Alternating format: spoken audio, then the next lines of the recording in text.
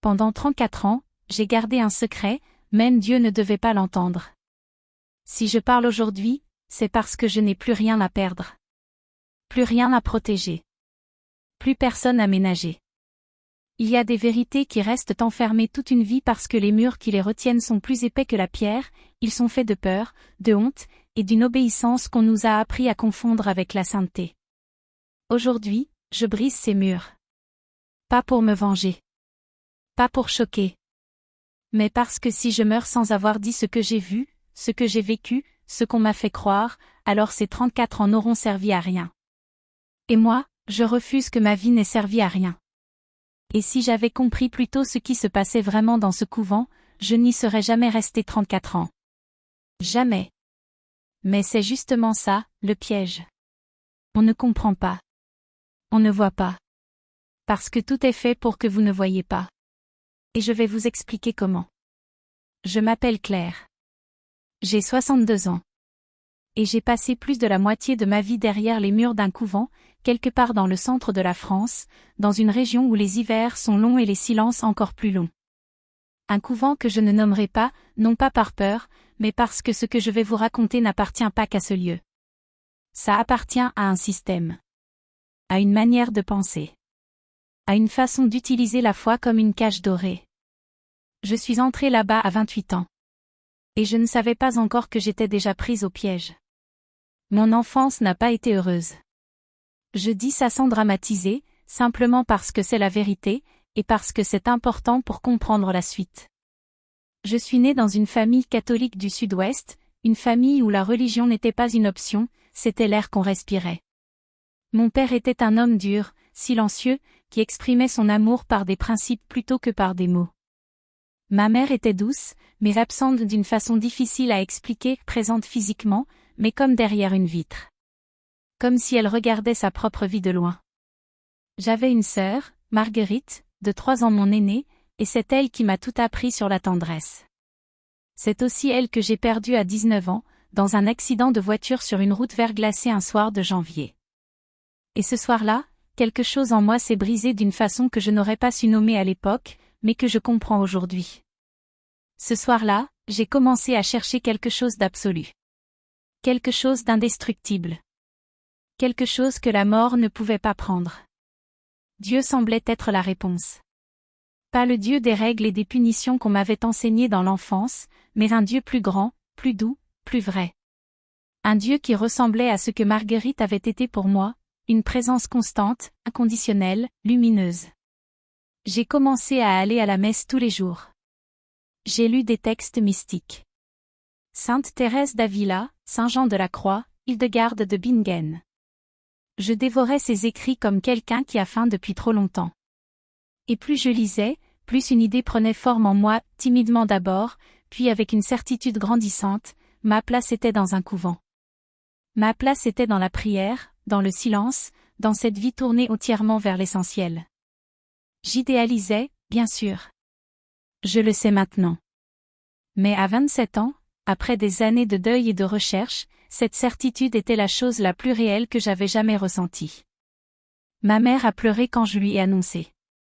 Mon père a dit, avec ce calme qui était sa façon à lui d'être bouleversé, si c'est ce que Dieu veut pour toi, alors c'est bien. Et moi, je croyais vraiment que c'était ce que Dieu voulait. Ce que je ne savais pas encore, c'est que d'autres avaient aussi décidé que c'était ce que Dieu voulait pour moi. Et pour des raisons très différentes des miennes.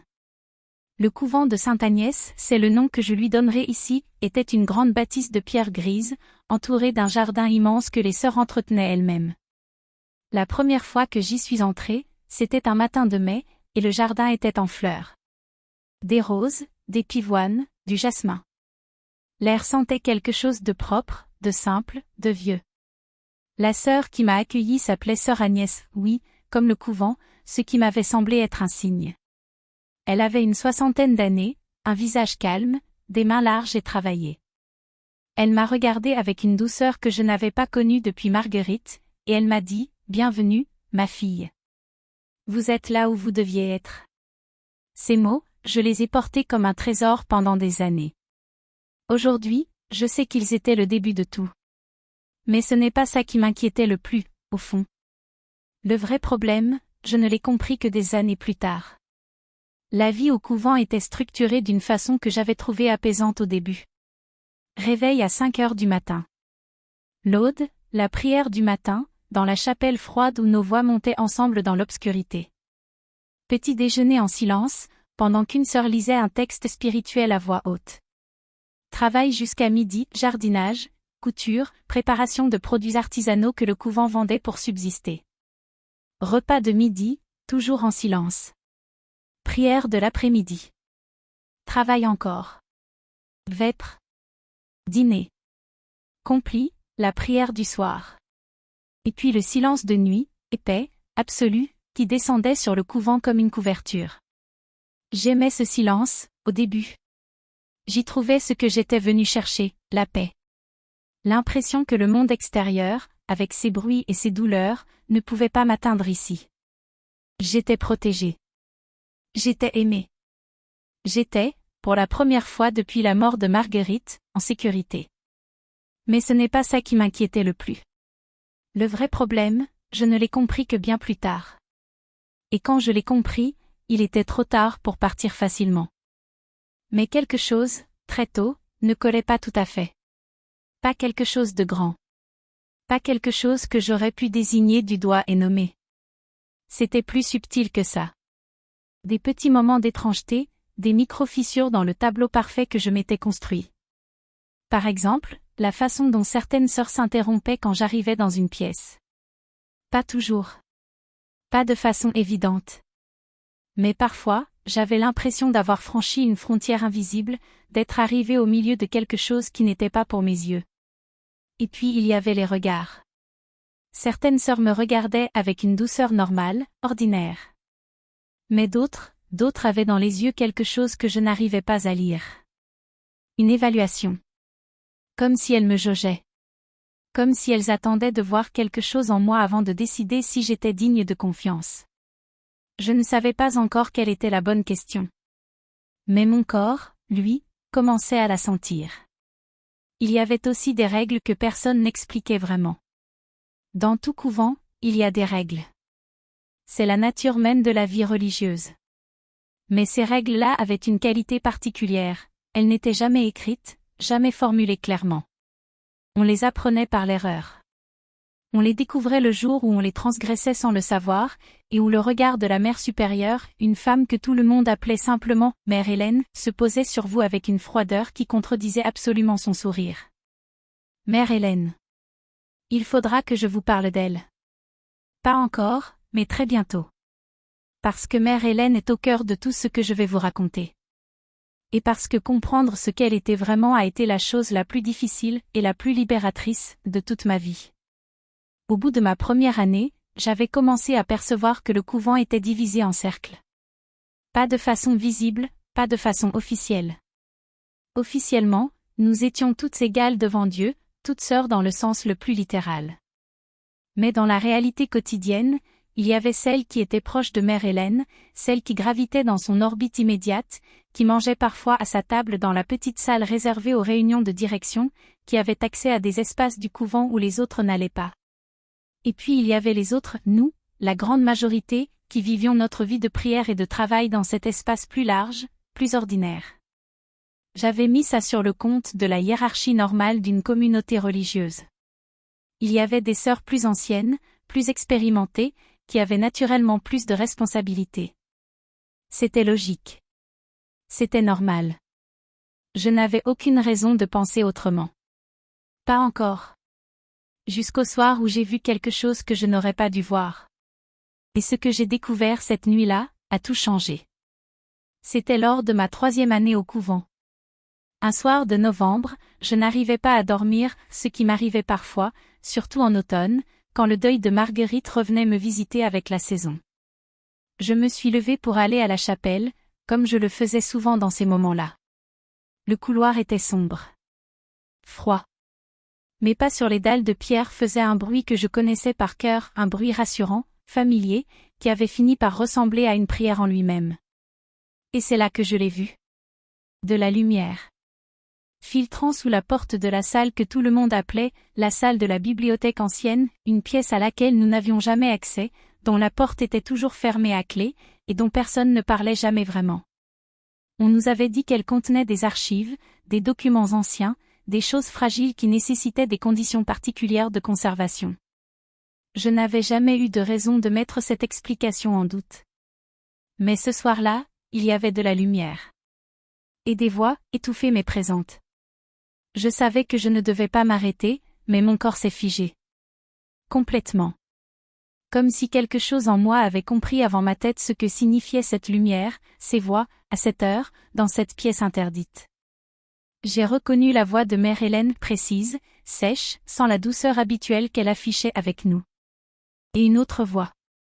Grave. Masculine. Un homme dans le couvent, la nuit. Ce n'était pas impossible en soi, des prêtres venaient, des aumôniers passaient. Mais pas la nuit. Pas à cette heure. Et pas dans cette pièce. Mon cœur battait fort. Trop fort. Je me suis dit, passe ton chemin, Claire. Passe ton chemin et oublie. Mais j'ai entendu quand même. J'ai entendu Mère Hélène dire, avec une précision glaciale que je n'avais jamais entendue dans sa voix, elle n'est pas encore prête. Il faut attendre. L'homme a répondu quelque chose que je n'ai pas saisi. Et puis Mère Hélène a repris, lentement, distinctement, quand elle sera complètement à nous, alors oui. Je suis allée à la chapelle. J'ai prié. Ou du moins, j'ai essayé. Mais ces mots tournaient dans ma tête comme quelque chose qu'on ne peut pas défaire. Quand elle sera complètement à nous. De qui parlait-il? Je ne savais pas. Et c'est là que j'ai commis ma première grande erreur, j'ai choisi de ne pas savoir. J'ai décidé que cette phrase n'avait pas de sens inquiétant, qu'il y avait sûrement une explication simple, que ma foi et ma confiance en Mère Hélène étaient plus solides que ce doute naissant. J'ai enterré ce que j'avais entendu. Et j'ai continué. Si j'avais compris plus tôt ce que ces mots signifiaient vraiment, je serais partie immédiatement. Mais je n'avais pas encore les yeux pour voir. Les années ont passé. 5 ans. 10 ans. J'avais fait mes vœux perpétuels à ma 7e année, une décision que j'avais prise avec une conviction sincère, une conviction qui s'était un peu fissurée depuis ce soir de novembre, mais que j'avais recimentée à force de prières et d'efforts. Je m'étais convaincue que le doute faisait partie du chemin spirituel. Que la foi n'était pas l'absence d'incertitude, mais la capacité à continuer malgré elle. C'est vrai, d'ailleurs. Mais j'utilisais cette vérité comme un anesthésiant. Je l'utilisais pour ne pas regarder ce que je ne voulais pas voir. Mais ce n'est pas ça qui m'inquiétait le plus. Ce que j'allais découvrir ensuite était bien plus troublant que tout ce que j'aurais pu imaginer. Ce que je voyais, pourtant, devenait de plus en plus difficile à ignorer. Il y avait sœur Béatrice, par exemple. Béatrice était arrivée 2 ans après moi, une femme brillante, vive, avec une intelligence qui transparaissait dans chacune de ses phrases. Pendant ses premières années, elle était comme moi, curieuse, engagée, cherchant sincèrement sa place dans cette communauté. Et puis, vers sa 5e ou 6e année, elle avait commencé à changer. Pas brusquement. Progressivement. Comme si quelqu'un avait tourné un dimé, très doucement, jusqu'à ce que la lumière dans ses yeux soit réduite à quelque chose de stable et de mat. Elle souriait toujours. Elle parlait toujours. Mais il y avait quelque chose de mécanique dans ses réponses, quelque chose d'appris, de répété. Comme si les mots qu'elle disait n'étaient plus tout à fait les siens. J'avais essayé d'en parler avec elle une fois, discrètement, pendant que nous travaillions ensemble au jardin. Je lui avais dit, avec précaution, « Tu sembles différente, Béatrice. Est-ce que tu vas bien ?» Et elle m'avait regardé avec ce sourire égal, et elle m'avait dit, « Je n'ai jamais été aussi bien, Claire. La paix de Dieu est parfaite quand on arrête de résister. » J'avais souri. J'avais acquiescé. Et quelque chose en moi s'était serré violemment. Car j'avais entendu ces mots avant. Pas dans la bouche de Béatrice. Dans la bouche de Mère Hélène. Mot pour mot. La paix de Dieu est parfaite quand on arrête de résister. C'était une de ses phrases fétiches, une de ces formules qu'elle répétait lors de ses homélies personnelles, ces petits discours qu'elle nous faisait parfois le soir, qui n'avaient rien d'officiel mais auxquels on ne pouvait pas vraiment ne pas assister. Ces discours n'étaient jamais théologiques à proprement parler. Ils étaient intimement personnels. Il parlait de notre faiblesse, de notre orgueil, de notre tendance à vouloir comprendre là où nous devrions simplement obéir. L'intelligence est un piège, disait-elle souvent. Dieu ne demande pas votre compréhension. Il demande votre abandon. Et nous acquiescions. Et nous rentrions dans nos cellules. Et ce que je comprenais, lentement, douloureusement, c'est que Béatrice n'avait plus rien à elle. Ses mots n'étaient plus les siens. Sa voix n'était plus la sienne. Et moi, j'étais en train de suivre le même chemin, sauf que je n'étais pas encore tout à fait arrivé au bout. C'est à ma 12e année que les choses ont commencé à s'accélérer. Mais ce n'est pas le pire. Ce que j'ai découvert ensuite m'a glacé le sang. Mère Hélène m'a convoqué dans son bureau, un espace sobre, austère, avec un grand crucifix au mur et une fenêtre qui donnait sur le jardin. Elle m'a regardé un long moment sans parler, avec cette façon qu'elle avait de vous faire sentir à la fois importante et infiniment petite. Et puis elle m'a dit, « Claire, je pense que vous êtes prête. » Je lui ai demandé prête pourquoi. Et elle a souri. Ce sourire que j'avais appris à redouter sans jamais me l'avouer. Et elle m'a dit, pour comprendre vraiment ce que nous faisons ici. Ce que nous sommes vraiment.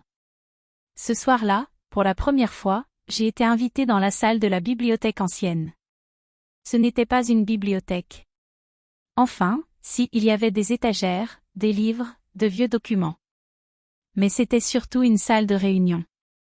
Une salle où se retrouvaient, régulièrement, les sœurs du cercle intérieur et des visiteurs extérieurs. Des hommes, principalement.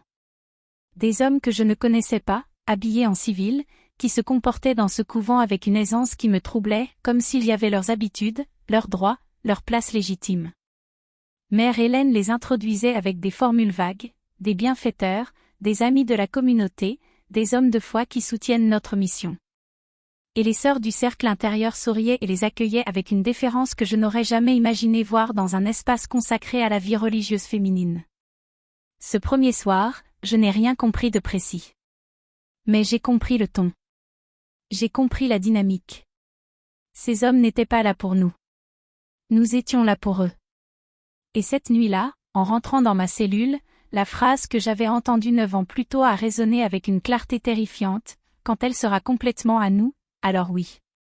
Et pour la première fois, j'ai compris que le « elle » dont parlait Mère Hélène, c'était peut-être moi. Ce que j'ai découvert ensuite m'a glacé le sang. Complètement. Dans les semaines qui ont suivi, j'ai commencé à observer différemment. Avec les yeux de quelqu'un qui ne cherche plus à se rassurer, mais qui cherche à comprendre. Et ce que j'ai vu était là depuis le début, simplement, j'avais refusé de le voir. Les visites nocturnes n'étaient pas occasionnelles. Elles se produisaient régulièrement, selon un calendrier lié à certaines fêtes religieuses, certains moments de l'année liturgique. Les sœurs du cercle intérieur étaient choisies avec soin, pas selon leur ancienneté ou leur vertu spirituelle, mais selon des critères précis que j'ai mis du temps à identifier, leur isolement familial, leur vulnérabilité émotionnelle, leur propension à l'obéissance absolue. Les femmes qui avaient de la famille proche, qui avaient des liens forts avec l'extérieur, qui avaient tendance à poser des questions, celles-là restaient à la périphérie. Indéfiniment. Poliment. Mais à la périphérie. J'ai compris alors pourquoi on m'avait attendu si longtemps. J'avais de la famille, ma mère était encore vivante, j'avais quelques cousins, des amis d'avant. Ces liens s'étaient effilochés au fil des années, progressivement, d'une façon qui m'avait semblé naturelle mais qui, j'en prenais conscience maintenant, avait peut-être été facilitée. Les lettres qu'on tardait à transmettre. Les visites qu'on décourageait discrètement avec des formules sur l'importance du recueillement. Le téléphone qu'on nous autorisait à utiliser de moins en moins souvent, avec des justifications spirituelles toujours très raisonnables. J'avais coupé des ponts sans m'en rendre compte, poussé par des mains invisibles. Et à ma 12e année, j'étais suffisamment seule pour être, selon leurs critères, prête. Nous n'étions pas des sœurs. Nous étions des outils. On nous demandait des choses. Pas brutalement. Jamais brutalement, la brutalité aurait réveillé quelque chose en nous. C'était toujours avec douceur, avec des formules spirituelles, avec ce langage de la foi qui transformait l'inacceptable en offrande. On nous demandait de signer des documents que personne n'expliquait vraiment, des documents qui concernaient les finances du couvent, des avoirs, des propriétés. On nous demandait de témoigner, dans des lettres destinées à des institutions ecclésiastiques, de la sainteté et de la régularité de la vie dans notre communauté, des lettres pré-rédigées qu'on nous demandait simplement de recopier et de signer. On nous demandait de recevoir ces visiteurs avec chaleur, de les accompagner dans des conversations dont le contenu était guidé, orienté, contrôlé. Rien de tout cela n'était présenté comme une contrainte. Tout était présenté comme un service, une grâce, une façon de participer à quelque chose de plus grand que soi. Et nous le faisions. Parce que nous avions appris, pendant des années, que questionner était une forme d'orgueil. Que résister était une forme de péché. Mais ce n'est pas le pire. Ce que j'ai découvert à ma 15e année a été la chose qui a définitivement brisé quelque chose en moi. Une sœur qui s'appelait Sœur Thérèse, une femme douce, un peu fragile, qui était là depuis presque 20 ans, a disparu. On nous a dit qu'elle était partie en retraite spirituelle dans une autre communauté, pour des raisons de santé. C'était plausible. Ça arrivait. Mais quelque chose dans la façon dont Mère Hélène avait annoncé cette nouvelle, quelque chose dans la rapidité avec laquelle toute trace de Thérèse avait été effacée, sa cellule redécorée, son nom retiré des listes de prières, ses affaires disparues, m'avait laissé un malaise que je n'arrivais pas à dissoudre. J'ai cherché discrètement. J'ai posé des questions anodines à des sœurs en qui j'avais un minimum de confiance. Et j'ai appris que Thérèse avait commencé, dans les semaines avant sa disparition, à poser des questions. Des questions sur les documents qu'on lui avait fait signer. Des questions sur l'identité de certains visiteurs. Des questions sur la destination de certains fonds du couvent. Elle n'était pas revenue de sa retraite spirituelle. Jamais. Et personne ne savait vraiment où elle était. Je n'aurais jamais dû commencer à chercher. Parce qu'une fois qu'on sait ce genre de choses, on ne peut plus faire semblant de ne pas savoir. Si je parlais, je perdais tout. Si je me taisais, je me perdais moi-même. Pendant des années, j'ai vécu dans cet entre-deux. Sachant ce que je savais. Voyant ce que je voyais. Et continuant quand même, parce que la peur était plus forte que tout le reste. La peur de ne pas être crue, d'abord. J'avais passé 15, 16, 17 ans dans ce couvent. Qui allait écouter une femme de presque 50 ans, qui avait coupé les ponts avec le monde extérieur, qui n'avait aucune preuve concrète, qui parlait de visites nocturnes et de documents signés et de sœurs disparues? On me prendrait pour une déséquilibrée. La peur, aussi, de perdre le seul monde que je connaissais encore. Parce que malgré tout, et c'est peut-être la chose la plus difficile à expliquer, malgré tout ce que je savais, le couvent était ma vie. C'était mes habitudes, mes sœurs, ma chapelle froide du matin, mon jardin en été. C'était la structure qui maintenait ma journée en un seul morceau. Partir, c'était tout perdre en même temps. Et recommencer à zéro, à 50 ans, seul, sans ressources, sans réseau, la perspective était terrifiante. Et puis il y avait la foi. Ma foi, à moi. Celle qui était venue de Marguerite, celle qui cherchait quelque chose de vrai, de grand, de pur. Cette foi n'avait pas disparu. Elle s'était transformée, elle s'était abîmée, elle ressemblait parfois à une flamme dans un courant d'air, mais elle était encore là. Et j'avais du mal à démêler ma foi de ce lieu, ma relation à Dieu de ma relation à cette communauté. Mère Hélène avait très bien travaillé sur ce point-là aussi.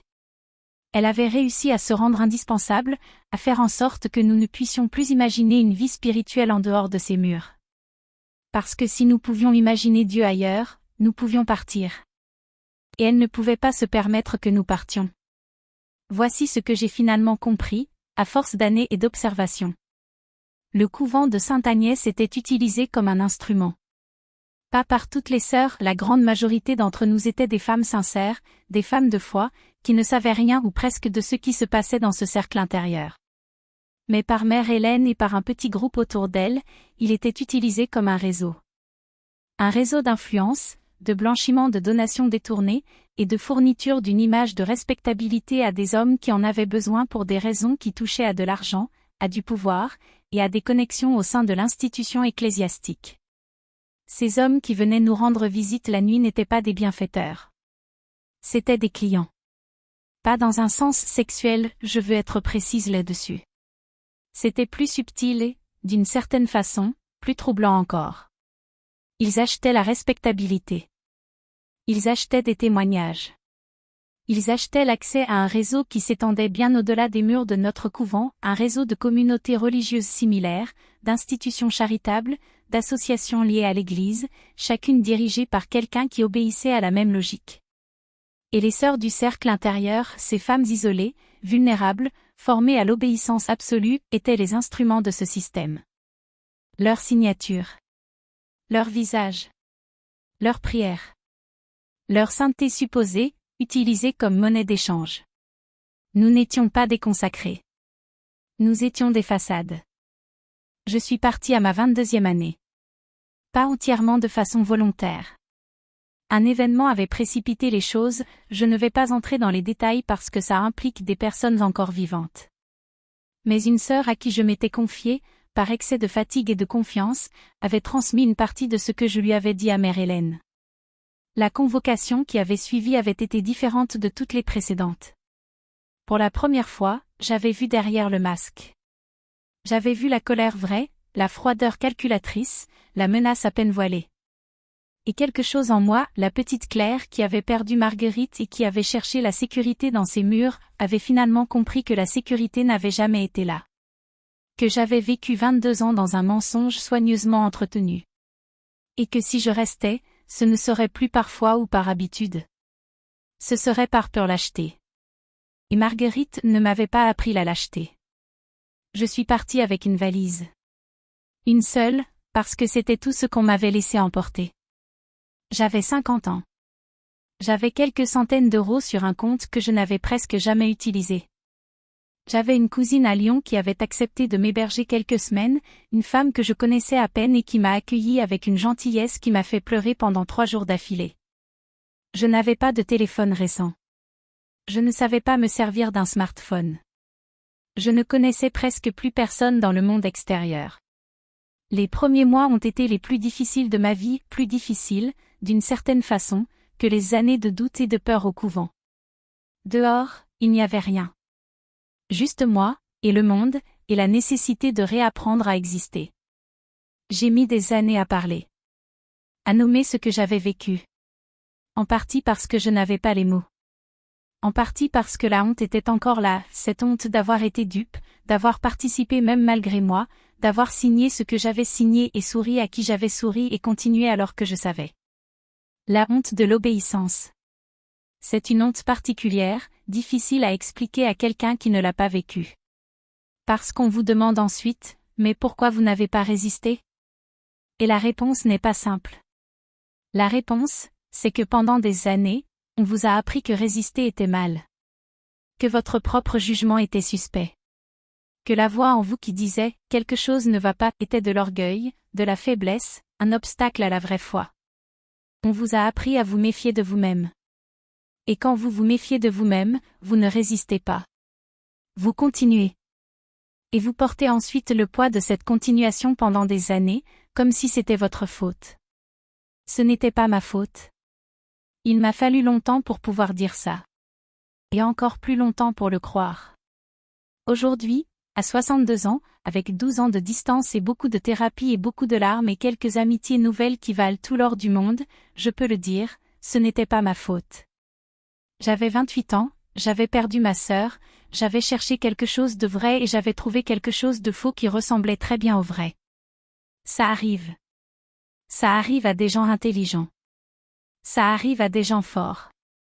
L'emprise ne choisit pas ses victimes selon leur fragilité, elle les crée, cette fragilité, patiemment, méthodiquement, avec des outils qui ont été affinés pendant des siècles. Ma foi, aujourd'hui, est différente. Elle est plus petite, dans un sens, moins grandiose, moins absolue, moins certaine.